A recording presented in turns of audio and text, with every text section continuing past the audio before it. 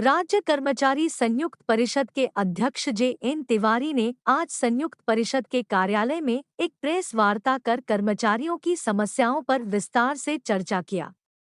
उन्होंने अवगत कराया कि मुख्यमंत्री एवं मुख्य सचिव कर्मचारियों की न्याय उचित मांगों पर संवेदनशील है तथा समय समय पर वार्ता कर निर्णय भी कर रहे हैं, परंतु विभागीय अधिकारी उच्च आदेशों का अनुपालन नहीं कर रहे हैं, जिसके कारण विभिन्न विभागों के कर्मचारियों में रोष उत्पन्न हो रहा है। मुख्यमंत्री जी ने आउटसोर्स कर्मचारियों को न्यूनतम वेतन देने, उनका शोषण नहीं किए जाने, रिक्त पदों को युद्ध स्तर पर भरे जाने तथा हर हाल में 30 सितंबर तक पदोन्नतियां किए जाने के निर्देश जारी किए हैं। मुख्यमंत्री जी के निर्देशों के बावजूद भी आउटसोर्स कर्मचारी का न्यूनतम वेतन अभी तक निर्धारित नहीं हुआ है। विभिन्न विभागों में अधिकारी अपनी अपनी चाहते सेवा प्रदाता कंपनियों के माध्यम से अलग अलग मजदूरी दे रहे हैं, जिससे आउटसोर्स कर्मचारी का शोषण हो रहा है। समाज कल्याण विभाग में जनजाति विकास विभाग के अंतर्गत 8 संविदा शिक्षकों की संविदा समाप्त करने की नोटिस दे दी गई है। चुनावी वर्ष है और वो हवा दे रहे हैं आंदोलनों को, इसीलिए विभिन्न विभागों में आंदोलन हो रहे हैं। अगर आज आप इको गार्डन चले जाइए तो हाँ, आपको रोज 2-3 धरना प्रदर्शन होते हुए मिलेंगे, निश्चित रूप से मिलेंगे। मुख्यमंत्री जी ने अभी 2 दिन पहले एक आदेश किया है कि आउटसोर्स कर्मचारियों की न्यूनतम मजदूरी दी जाएगी, निर्धारित की जाएगी, उनका शोषण कतई नहीं किया जाएगा।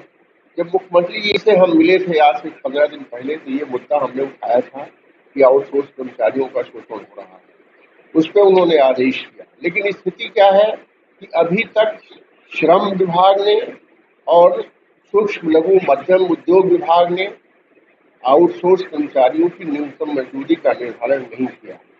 अगर न्यूनतम मजदूरी का निर्धारण ही नहीं किया गया है तो न्यूनतम मजदूरी मिलेगी कहाँ? जहाँ तक शोषण का प्रश्न है, आउटसोर्स कर्मचारियों को सेवा प्रदाता कंपनी अभी भी मनमाने ढंग से निकाल दे रही है।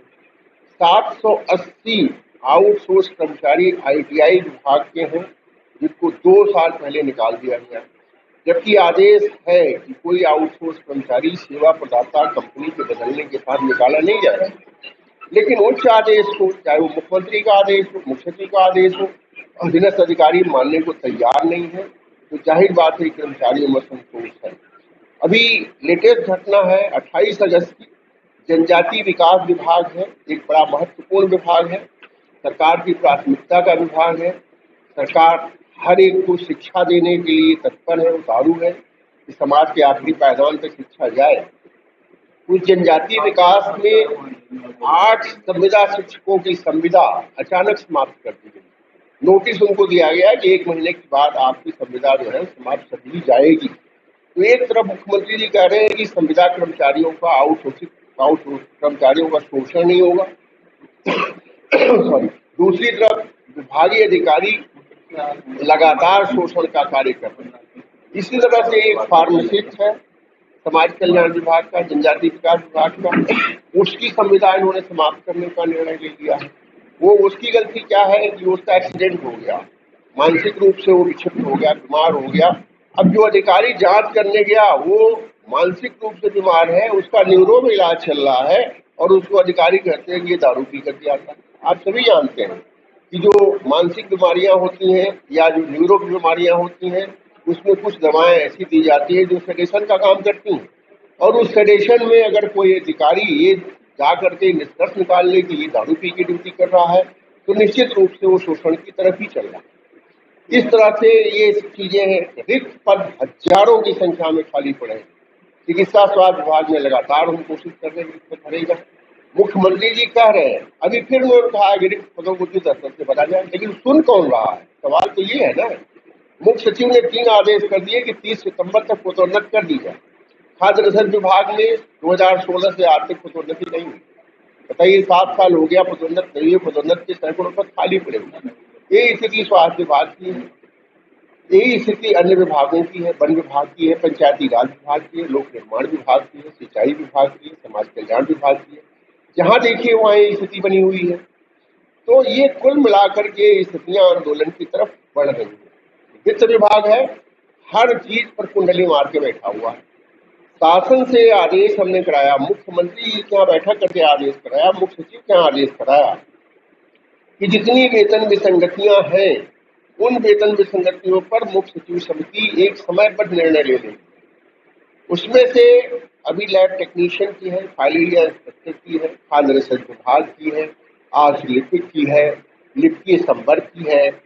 ये सारी विसंगतियां पड़ी हुई हैं, उन पर निर्णय नहीं हो रहा है। वित्त विभाग में नई पेंशन नीति, पुरानी पेंशन तो दे नहीं रहे हैं, पुरानी पेंशन की हमारी मांग है कि आप पुरानी पेंशन दो, उस पर तो ये अपना कुछ करने को तैयार नहीं है।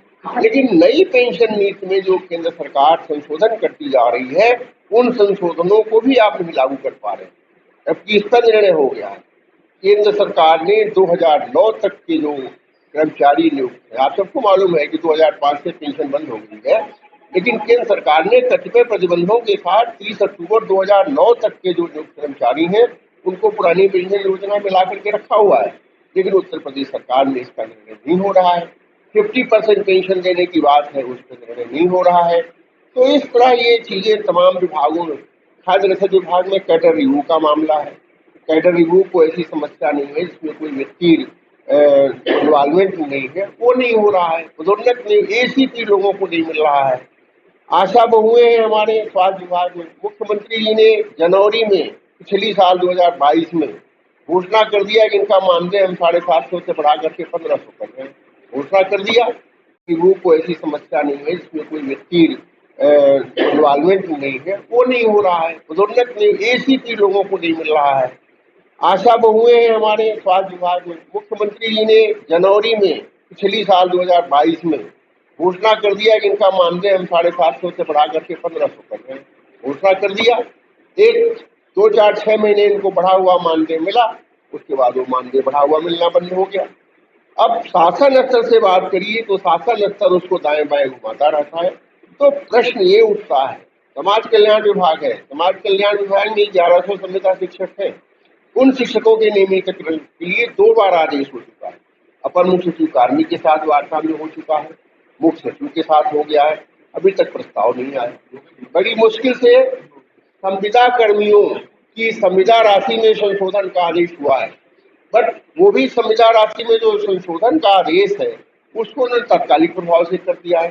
भाई, जब आप वेतन समिति का निर्णय, 7वें वेतन आयोग का निर्णय सारे कर्मचारियों के लिए 2016 से कर रहे हो, संविदा कर्मचारियों की वेतन राशि संशोधन में आप 2016 के बाद 2023 7 साल का समय अनावश्यक रूप से लगा रहे हो, ये गलती आपकी है। तो इसको आपको लाभ 2016 से देना चाहिए, आप उस लाभ को नहीं दे रहे हो।